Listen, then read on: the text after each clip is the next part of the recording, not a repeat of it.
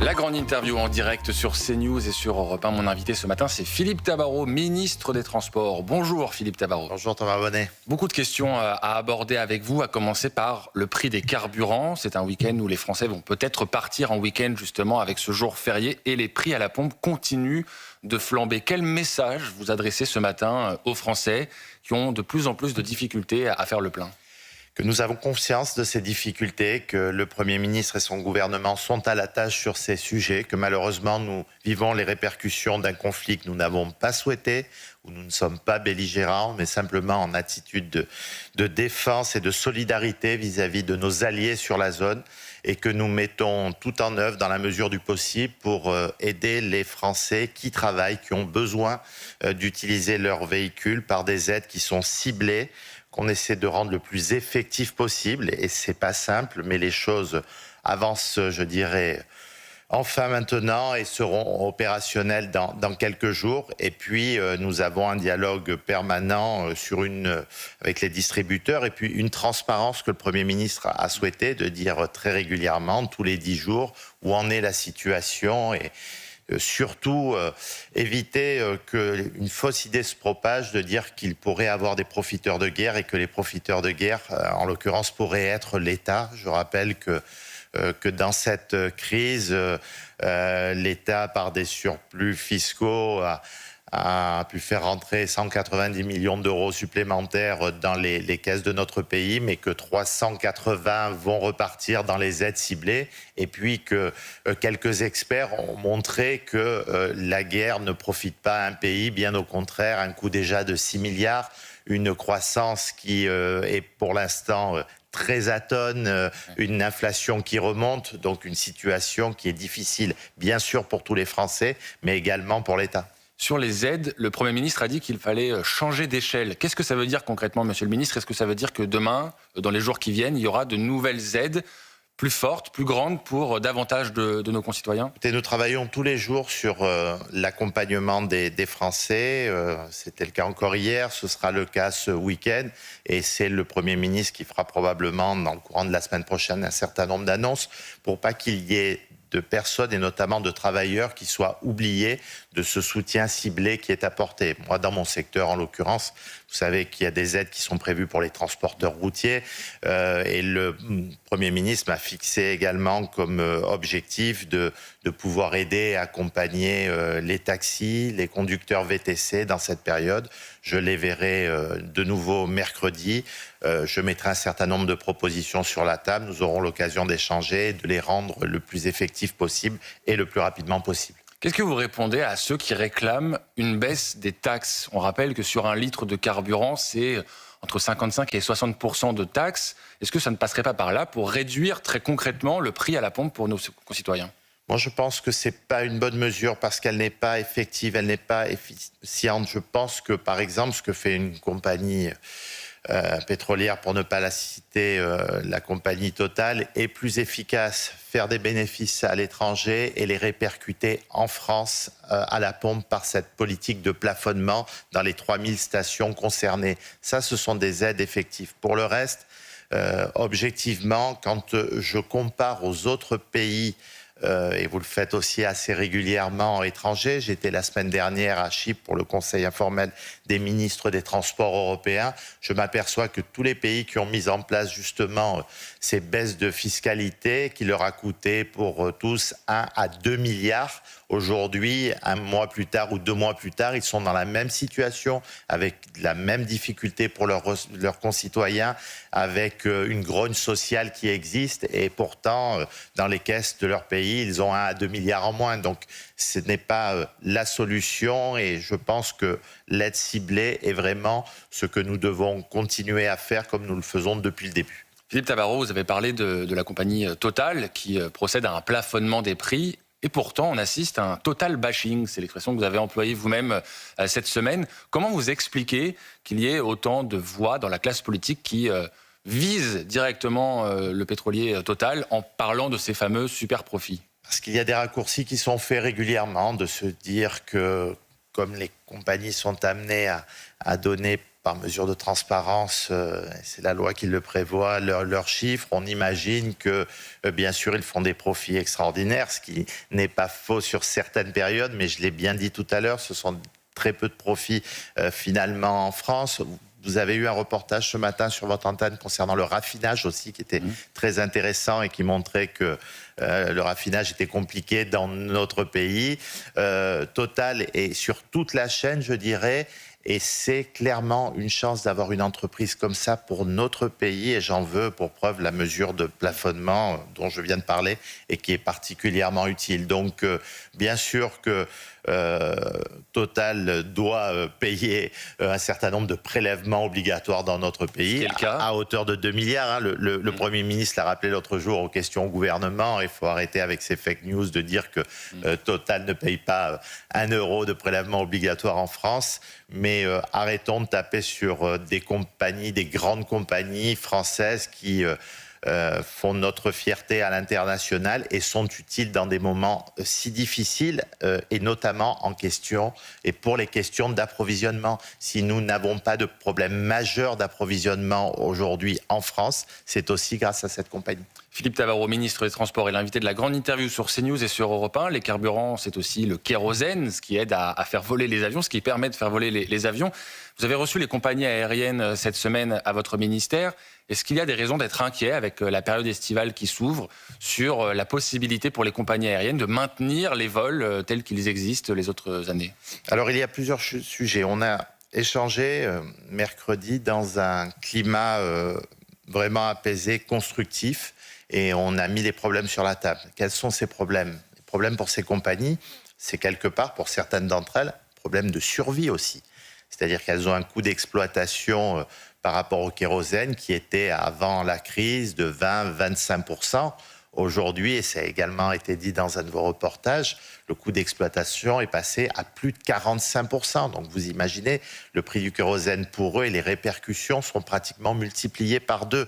Donc des compagnies peuvent se retrouver en difficulté. Et d'un autre côté, il y a quelque chose qui préoccupe le ministre des Transports que je suis et qui se dit aussi le ministre des Usagers, c'est que les passagers en payent les conséquences, à la fois par des hausses excessives des prix, une répercussion qui pourrait être totale. Là, la répercussion est partagée entre les compagnies et les passagers. Et puis, que le droit des passagers soit respecté. Je pense en matière d'information pour les annulations, pour être replacé sur d'autres vols s'il y a des annulations, pour avoir un remboursement bien sûr intégral.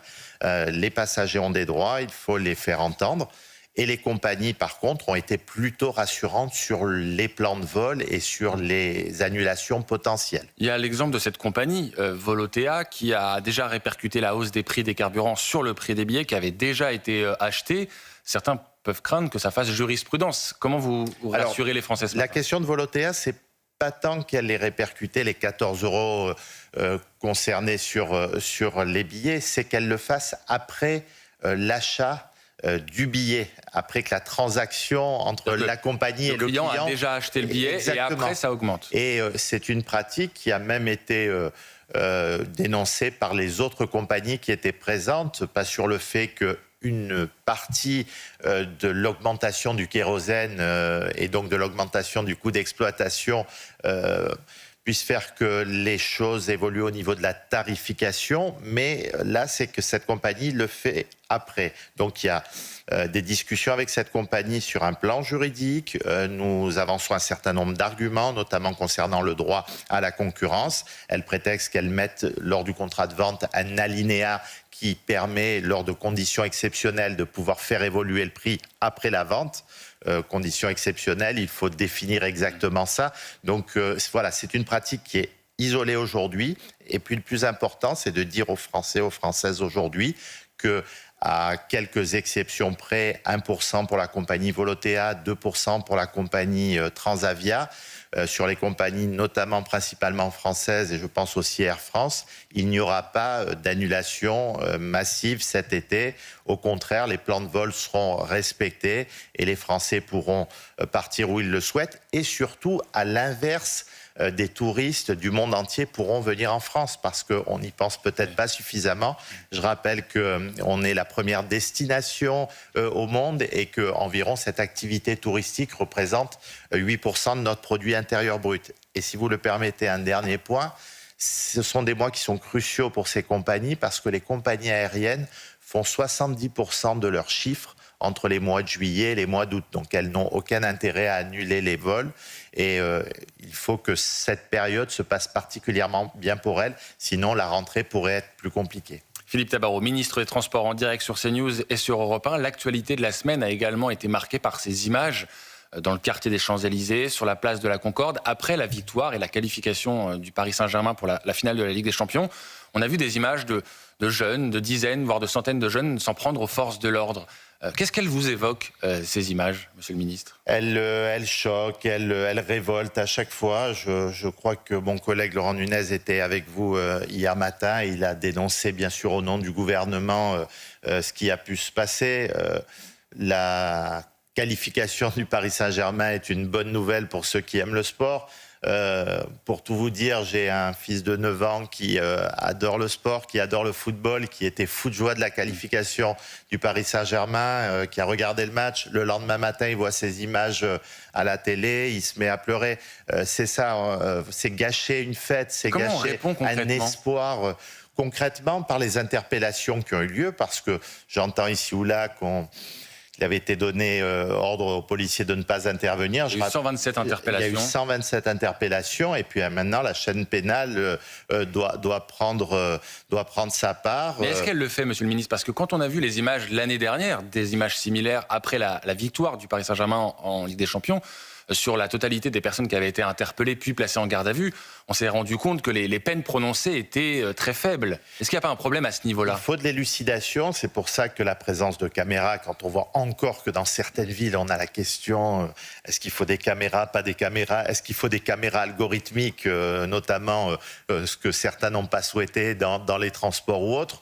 Bien sûr qu'on a besoin d'élucider, et puis après, quand les faits sont prouvés, que la sanction pénale tombe, et tombe très fortement, parce qu'elle doit être dissuasive pour éviter qu'à chaque match ou à chaque qualification du Paris Saint-Germain ou d'un autre club, on revive ça. Et puis aussi, il faut prévenir ce genre d'événements. Je pense au niveau des municipalités, dans les événements qu'on organise, il faut que la ville de Paris, en l'occurrence, puisse prendre la tâche de la préfecture de police, du ministère de l'Intérieur, pour l'organisation des événements qui sont prévus, notamment pour la finale, notamment de ces fan zones qui ne peuvent pas être laissées sans surveillance particulière, parce que malheureusement, si le Paris Saint-Germain venait à l'emporter, ou même à perdre la finale, on risque de revoir ces mêmes images. Finale qui va se dérouler le 30 mai, et évidemment les regards sont tournés vers cette journée. Est-ce qu'il faut renforcer la sécurité, renforcer les contrôles en amont ? Pourquoi pas dans les transports, par exemple, qui est de votre ressort ? Écoutez, oui, dans les transports, c'est un sujet, vous savez, que je suis particulièrement, puisque je suis l'auteur d'une loi sur la sûreté dans les transports que j'ai portée comme sénateur, que j'ai pu faire voter comme ministre, et avec des décrets d'application qui sortent enfin maintenant, et je m'en réjouis. Cette loi, maintenant, les forces de l'ordre, et notamment les agents de la SNCF et de la RATP, de la SUGE et du GPSR, qui sont en gros 4000 agents, qui sont là pour la protection des passagers, des usagers, qui n'avaient peut-être pas suffisamment de pouvoir. Maintenant, on sait pouvoir pour intervenir. Je pense notamment depuis hier, et ça va être applicable dès demain, je vous l'annonce, l'utilisation des tasers, des pistolets à impulsion électrique, que ce soit dans certaines gares parisiennes, que ce soit à Marseille, que ce soit à Lyon, que ce soit à Rennes. Les agents de sécurité dans les transports auront désormais dans leur arsenal ont la possibilité d'opérer des fouilles également régulières, de saisir des objets, d'interdire l'entrée en gare de certains indésirables. Donc on leur donne les moyens, à travers cette loi, de pouvoir agir concrètement, bien sûr en plus des forces de l'ordre, parce que la sûreté dans les transports, c'est la base du développement du transport en commun.